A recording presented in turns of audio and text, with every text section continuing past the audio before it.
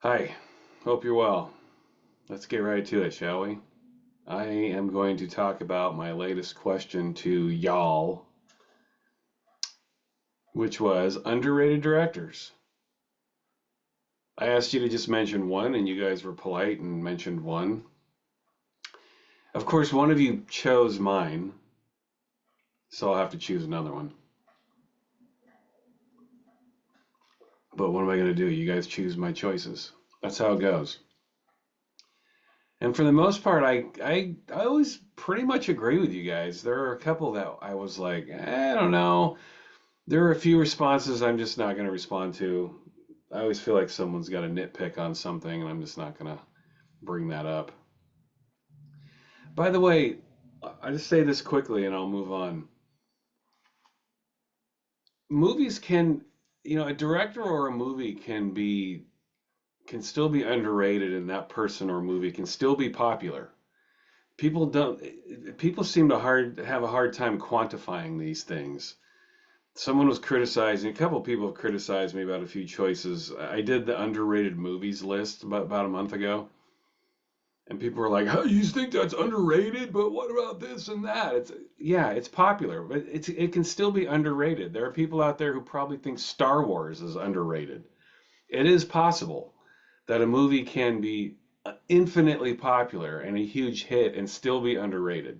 I don't think it's that much of a grasp to understand that concept. It's understanding quantifiable things. And if you can't do that, then this channel probably isn't for you. You'll need to move on and watch something else. And things that are, not popular at all and never have an audience could still be overrated, or it could go any way you want. It depends on the audience, it depends on the release, it depends on the viewer.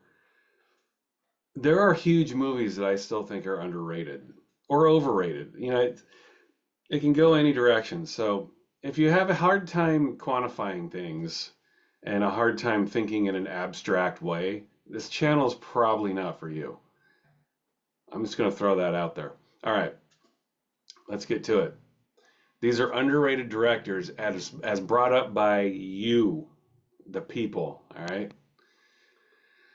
So the first one, I did want to bring this up because I've seen one movie from Gaspar Noé. Daryl Darkland mentions this. Daryl, thank you very much for mentioning Gaspar Noé. I've only seen Irreversible. That's the only movie I've seen from this director, so I don't know. I did want to mention it though, because I have seen one movie, but I haven't. I looked up his list of other movies, haven't seen one of them. He could be underrated. I don't know. I remember Irreversible was very powerful. I don't think that movie's underrated. I think people know what it is. That movie actually found some popularity in its day. Soundtrack by one of the Daft Punk guys, for those of you who want to know some trivia. Good movie. Unforgettable movie. I remember the first time I saw Irreversible on a date. Imagine that. And neither of us really knew what it was about. We just kind of sat down, and then that opening scene happened, and we were just like, "What the fuck's going on?" I've had the worst luck on first dates. I swear. I've taken first dates to see Irreversible. I took a first date out to see Requiem for a Dream. Yeah, not the best date movies. That's all I'm saying. All right. But Gaspar, no, I just don't know. So, but thanks for bringing that name up. Mizunola, what's up? You bring up Ken Russell. Are you the one that brought up The Devils in terms of underrated movies? I can't remember if that was you or not. This is one I disagree with. I like Ken Russell, but it's like when people mention Skinny Puppy being underrated or certain Skinny Puppy albums being underrated. I think Ken Russell's he's right where he needs to be. He's in his right place because he doesn't make movies for large audiences. If he did, he wouldn't be Ken Russell, right? He makes the movies he makes, and therefore he's Ken Russell. He kind of fits right into a niche that we all need. And he's got a very specific niche. And I think if he made movies that were more mainstream, he wouldn't be as good a director. He'd be overrated. You know what I'm trying to say? I think he's right where he needs to be. He fits right in there. But thanks for bringing him up. I think people know who he is. He's a pretty well-known name. I respectfully disagree with you on that name, but I get what you're saying. I understand. I understand the name and why you'd bring it up. Ian Emery, what is up, my lad? How are you? Sam Raimi, Evil Dead 3, Medieval Dead. Did they? Is that what they called it in the UK? Medieval Dead? Okay. It was called Army of Darkness here in the US. Medieval Dead. Huh. Okay. I don't know which one I like better, but I saw this multiple times at the Cinema Glory. I don't know that Sam Raimi is underrated, is he? We all know him. He's had massive success. For the first time, Ian, I have to disagree with you. I don't think Sam Raimi is underrated. He's right where he needs to be. We all love the Evil Dead. His first couple Spider-Man movies were really good, I thought. In fact, the only watchable Spider-Man movies I've ever seen are the first two by Sam Raimi. The third one, I don't know what he was thinking there. But perhaps, let me just suggest this, and maybe this is what you meant. I think Sam Raimi is an underrated director in other genres. Like, have you ever seen A Simple Plan? That is a fantastic movie, A Simple Plan. Bill Paxton, Billy Bob Thornton, really cool movie. Sam Raimi directed that. I thought that was an excellent movie and really showcases Sam Raimi's ability to make all kinds of different movies if he wants to. It's very tense. It's a very suspenseful thriller, that movie. And Gary Cole. Is his first name Gary? Yeah, Gary Cole is in that, otherwise known as Bill Lumbergh. Okay? And if you don't know Bill Lumbergh, then I feel sorry for you. Okay? Thanks a bunch. He's in that movie. Simple Plan, man. It's an amazing film. So maybe he's underrated for Simple Plan. I don't know. But I wouldn't generally rate him as underrated. Yeah, I don't know. I get what you're saying, but I don't think so. I don't agree. I don't totally agree with that. Liz, what's up? Azilrod. Amigo, I'm reposting if that's cool. It appears my answer from this past Sunday went. It did. I never saw it. Sorry. This has been a crazy week though, Liz. I've missed a lot of shit. Ugh, it's. I started my new job this week. It didn't go well. I don't want to talk about it. So you might have posted it and maybe I lost it. I don't know, but I don't remember seeing it. So, and that doesn't normally happen to me. So I don't normally misplace messages, is what I'm saying. Gosh, this is a tough question. I can think of several off the top of my head, but we'll stick the assignment. My choice is Frank Darabont. He's a director who hides in plain sight. His work is well known. How often do you hear his name? Okay, nerds, and I say this lovingly, like us, recognize his name. But if I ask someone else, they won't. Really? Okay. Darabont can capture a period in time that nails it. The man is a craftsman of film. Really? People don't know him? Man, I don't know anybody who wouldn't know him. But again, it's just my circle of people. Again, I don't know that I agree with that one. But it's this question. Someone made a comment in the past week saying he was saying like I don't know that I understand what underrated and overrated means, and I understand his or her point. Sometimes it doesn't make a lot of sense. What's underrated to me will be overrated to you, or vice versa, or whichever way you want to look at it. I don't think Frank Darabont is underrated. In fact, I've really only ever seen one movie of his that I loved. That was Shawshank Redemption. I've seen his other movies. They're okay. It's just my opinion. I respectfully disagree with you a little bit, Liz. But again, my crew, I don't know, the people that I know, if I said his name, they'd be like, oh, yeah, and this and that, and blah, blah, blah, and The Walking Dead. And which, by the way, the best episodes of The Walking Dead were Frank Darabont's, right? I mean, I couldn't watch that series. It got so convoluted, it turned into Lost with zombies. So many episodes, so many characters, so much shit going on. It just lost me. But the first couple were pretty cool, the Darabont ones.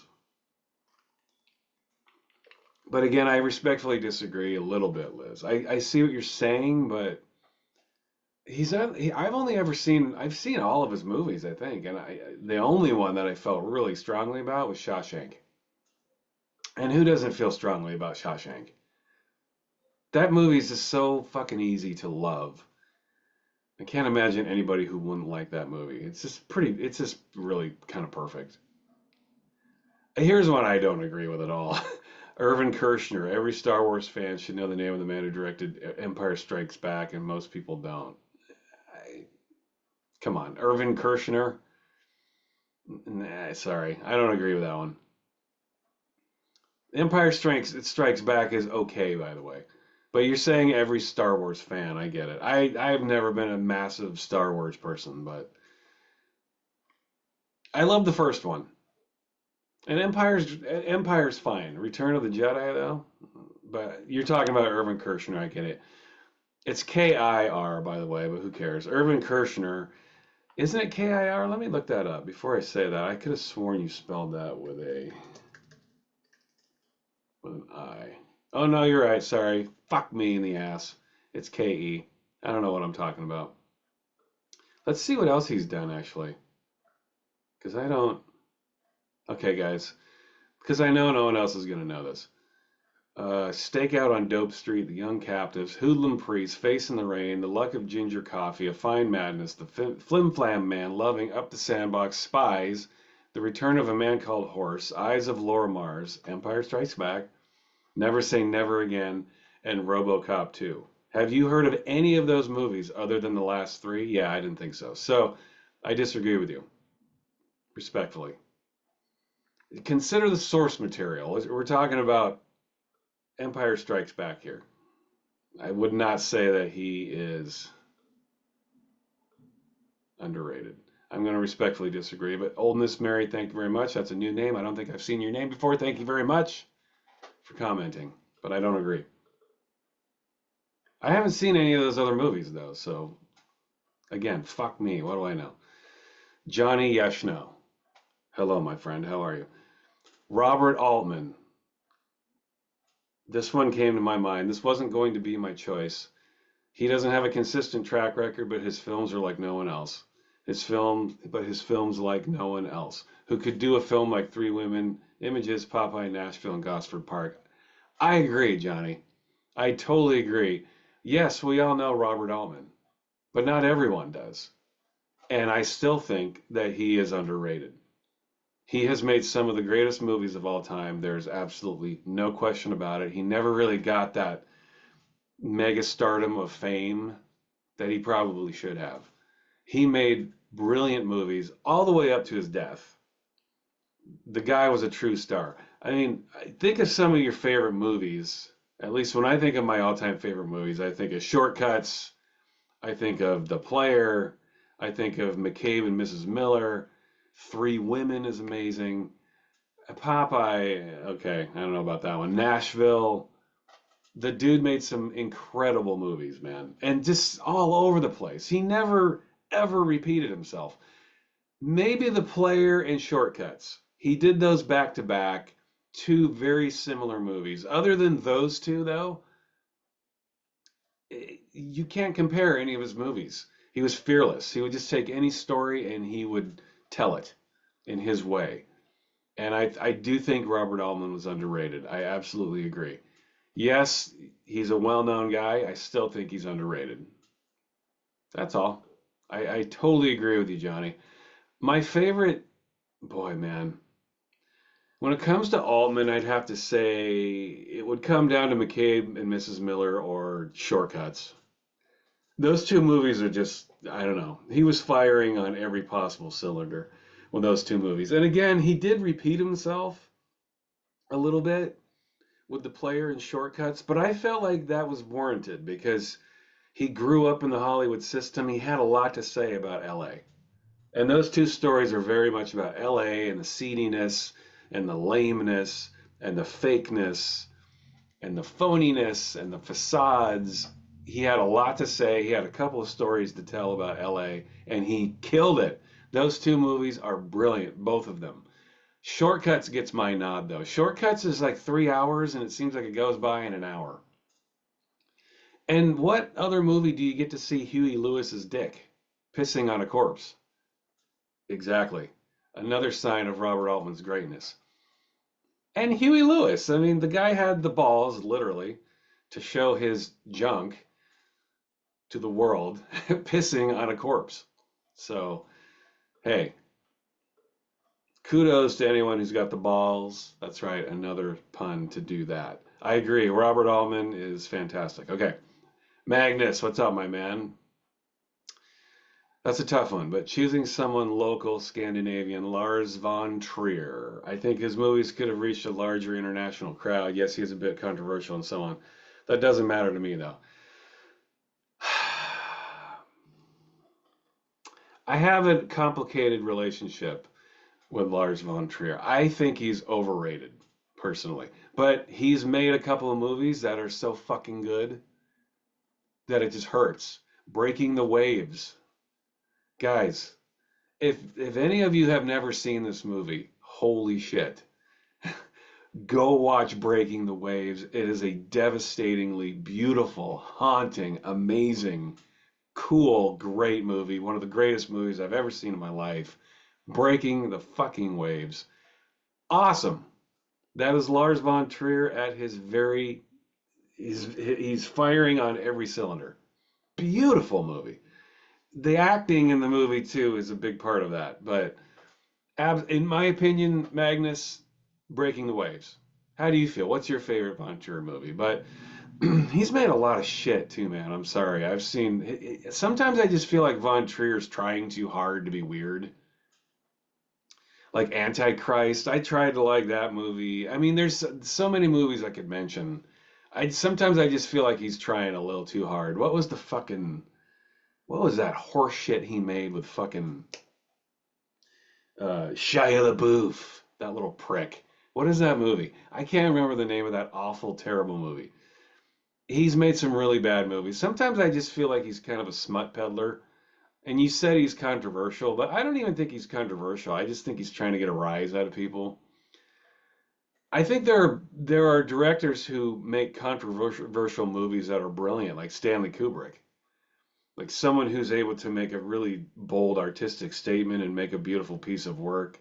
Then there's people like Lars von Trier, which I think he's just trying to evoke some cheap surface level superficial emotion. Does that make sense? I kind of put Lars von Trier in that category a little bit. I don't dislike him.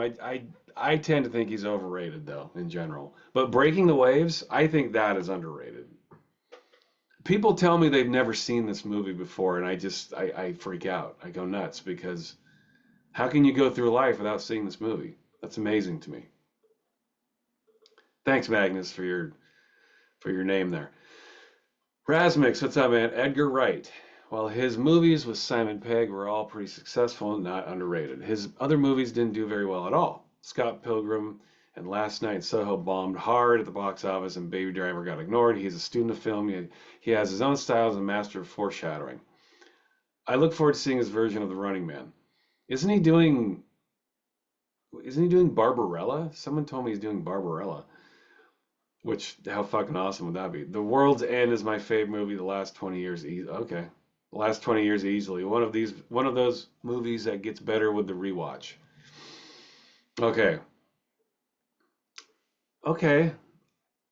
I disagree with you about World's End. Absolutely. I still haven't been able to really let that one sink in.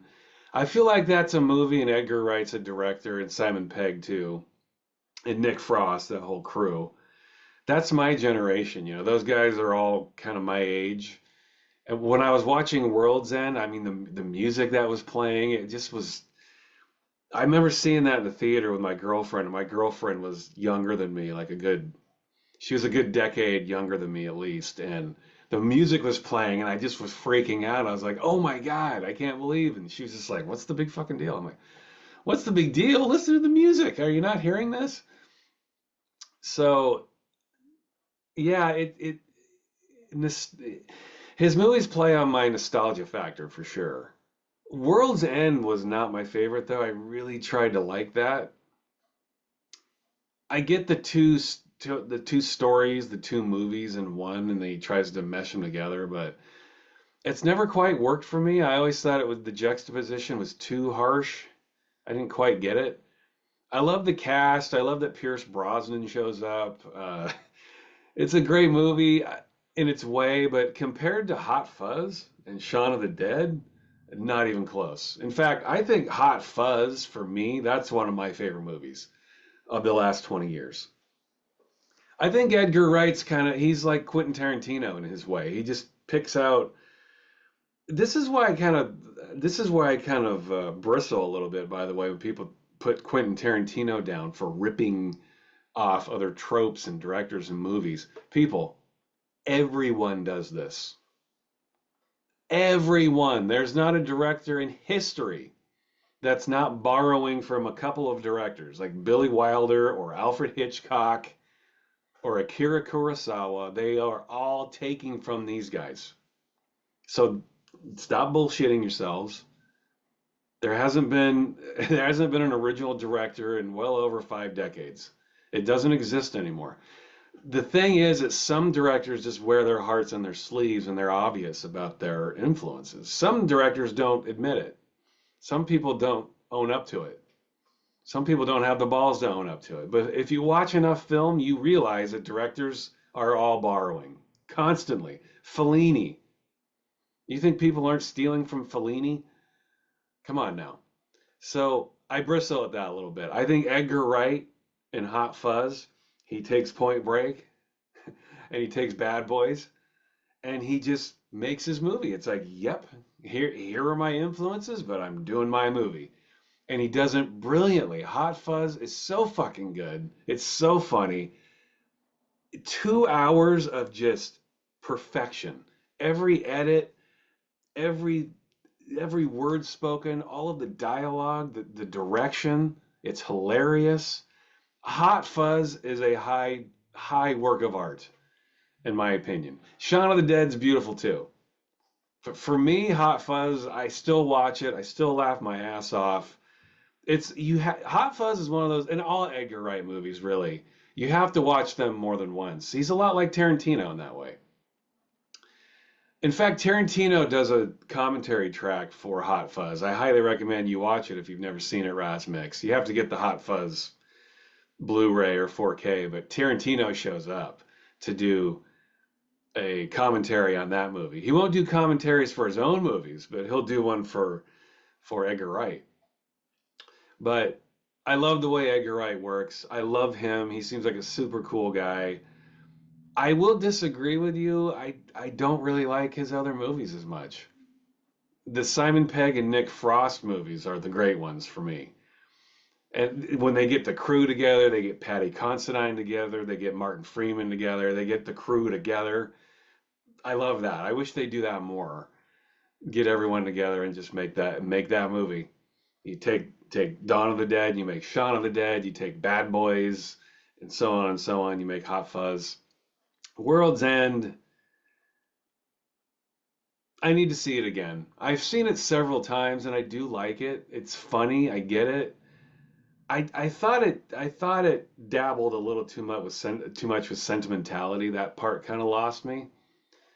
Like the end of Innocence, the movie's really about just aging, really, in my opinion. It has all of its different devices to illustrate that, but really it's just about aging, trying to age gracefully. Yeah, I'll leave that one alone. World's End is not my favorite, but I'm glad you brought up Edgar Wright. I think that's debatable. Yeah, Edgar Wright, yes and no. I don't know. I would agree with you and disagree with you all at once. So that's a great name to bring up. Thank you for bringing that up. Okay, Full Hyperion, Abel Ferrara. Are you the one that brought up The Funeral as being the best gangster movie, which I heartily disagreed with? His movies are kind of popular, especially Bad Lieutenant. After the 90s, he kind of slowed down and vanished, but people should definitely know about his movies. Also, Takashi, yeah, I've never heard that name. Yeah, I don't know if he's underrated, dude. Thanks for your comment, by the way. I think Abel Ferreira, he's Ferrara, however you say his name. He's like Ken Russell. He fits in there. He's kind of in his spot. He's in his right place, I think. I'm sorry. I don't know that I have a lot to say about Abel Ferreira. I just think he's kind of where he's at. And you do say maybe here, but I guess I kind of disagree. He makes weird movies, man. He makes movies for a very niche audience. And when that's the case, I find it hard to label someone as underrated. If they're making movies for a very specific smaller audience, I don't think a director's underrated generally in that instance. So, okay, and here is the last one. And I saved this one. I usually save ones for last because they're the names I was going to come up with. And Ilpana, you brought up the person I was going to bring up. And so I'll add one. But he says there's loads I could have chosen, new and old, but I'm going with Jonathan Glazer. He's not directed many films, but I always look forward to anything he puts out as the quality of his films are always of a very high standard. He's never made a bad film. For example, I watched Under the Skin recently. It's startlingly bleak yet. Almost feels like it belongs in the 80s or 70s. I couldn't agree more. Glazer was going to be my choice. He's only done 4 movies. I've talked about this before. He did Sexy Beast, brilliant. He did Birth, brilliant. How people haven't seen Birth, I don't understand. Fucking brilliant movie, people. If you have not seen Birth, what are you doing? Go watch it.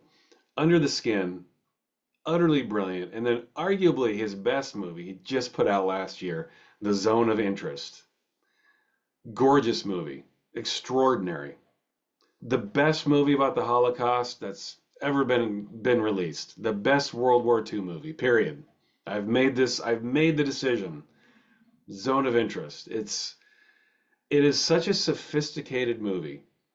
I think a lot of people aren't going to maybe people who haven't studied the Holocaust or people who don't appreciate how humans constantly repeat their own mistakes or ignore the atrocities around them. I think Zone of Interest is a movie that a lot of people aren't going to get.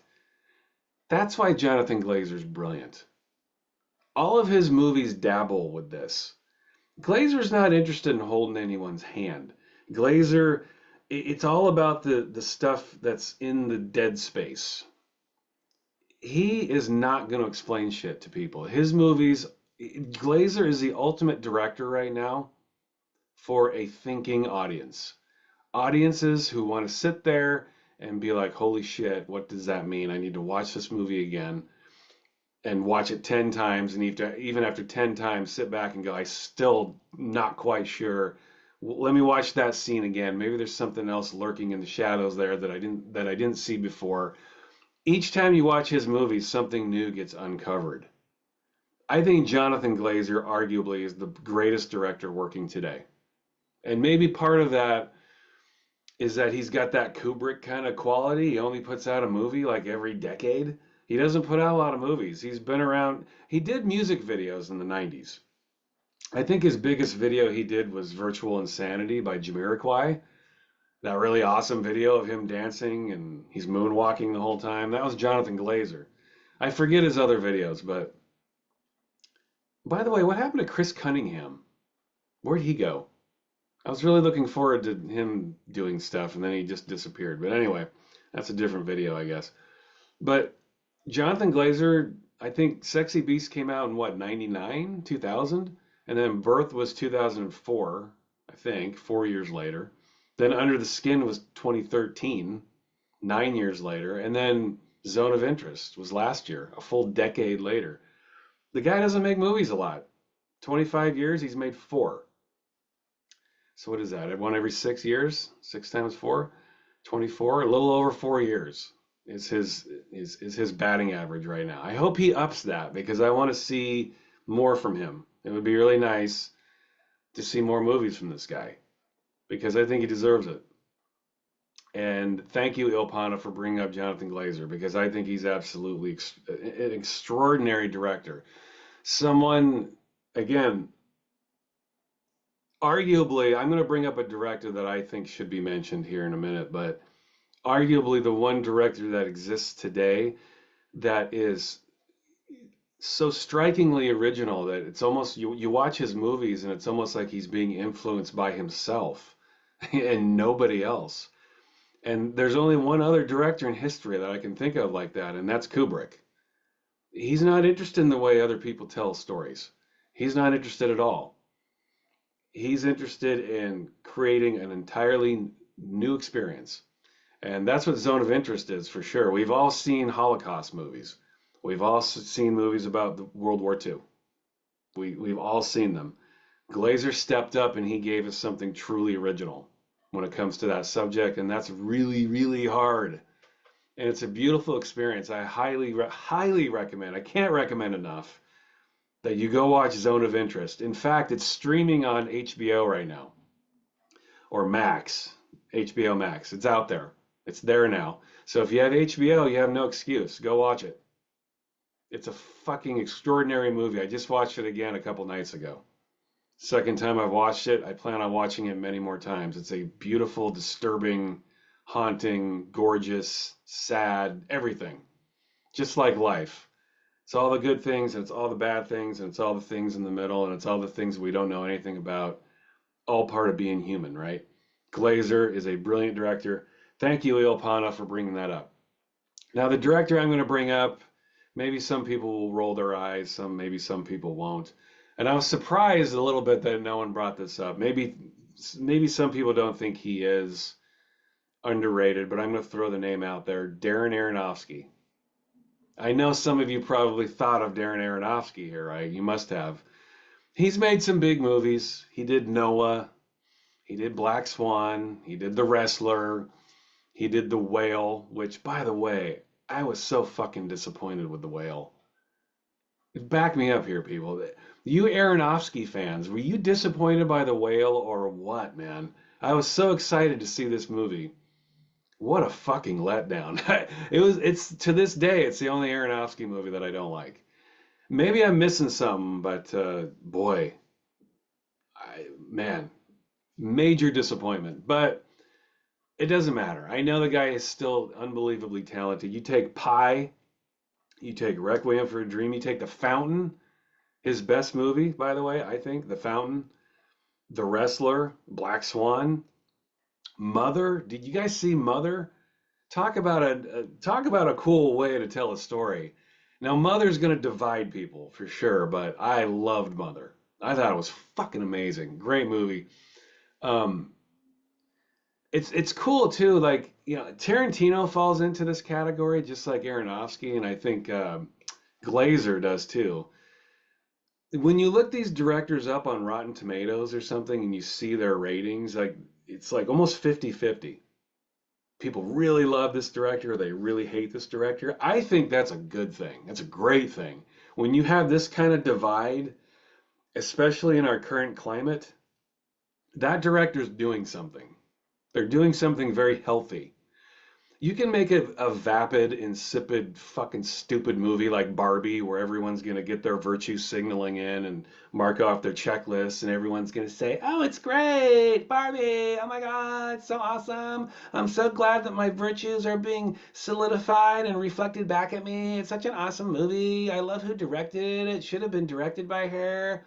You can watch all that stupid shit and get caught up in the bullshit of whatever moment you're in history, or you can watch a movie that's polarizing audiences because it's not giving you what you expect. See, that's the important thing to focus on here. Movies that are popular, especially nowadays, are typically shit. You don't ever want to believe the reviewers. In fact, it seems to be a sharp difference between what the professional reviewers all like and what the people like.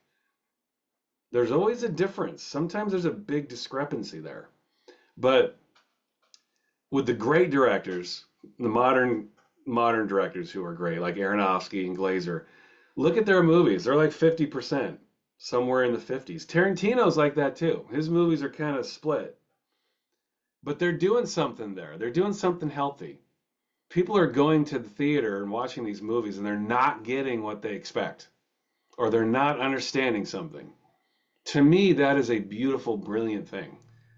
Movies are for imagination and creation and storytelling. You shouldn't have everything expelled out for you. If you need that, you're stupid. In my opinion, you should be watching Transformer and Spider-Man movies and that's it.